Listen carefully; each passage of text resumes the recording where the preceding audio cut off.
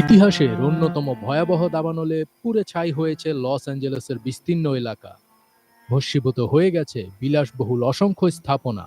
সর্বশান্ত হয়েছেন হাজারো মানুষ। রাতারাতি পথের ভিখিরি বনে গেছেন অনেক ধনকুবের।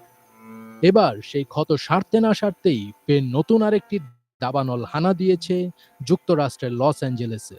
নতুন দাবানলটি দ্রুত গ্রাস করছে শহরটির উত্তরাঞ্চলকে।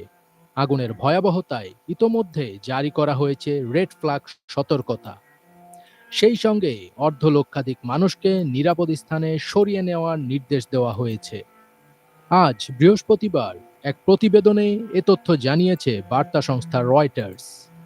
গতকাল বুধবার ২২ জানুয়ারি থেকে শুরু হয়েছে এই নতুন দাবানল, যা ইতোমধ্যে ৩৯ বর্গ কিলোমিটার এলাকা গ্রাস করেছে।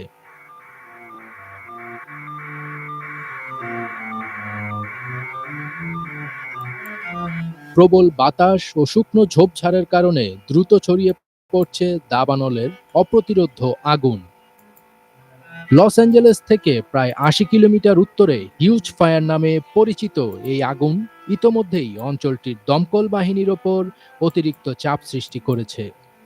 বুধবার কয়েক ঘন্টার মধ্যেই নতুন এই আগুন অতি সাম্প্রতিক ইটন ফায়ারের অর্ধেক আকার ধারণ করেছে। ইটন ফায়ার এই মাসের শুরুর দিকে লস অ্যাঞ্জেলেস অঞ্চলে ছড়িয়ে পড়া সবচেয়ে ভয়াবহ দুটি দাবানলের একটি।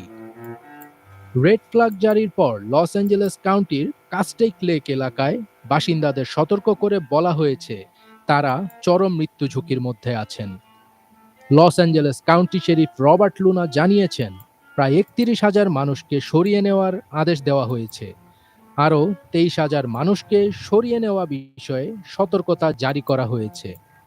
লস অ্যাঞ্জেলেস কাউন্টি, ক্যালিফোর্নিয়া অঙ্গরাজ্য এবং মার্কিন বন পরিষেবা তাদের দমকল কর্মীদের আগুন নিয়ন্ত্রণে পাঠিয়েছে।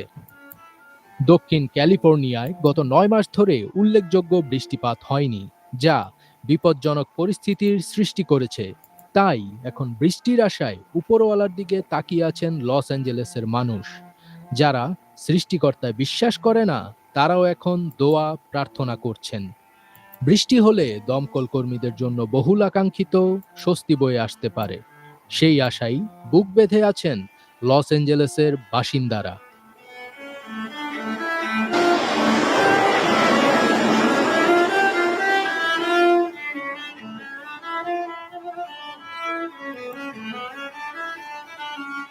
ফজবির তাজ, এটিএন বাংলা।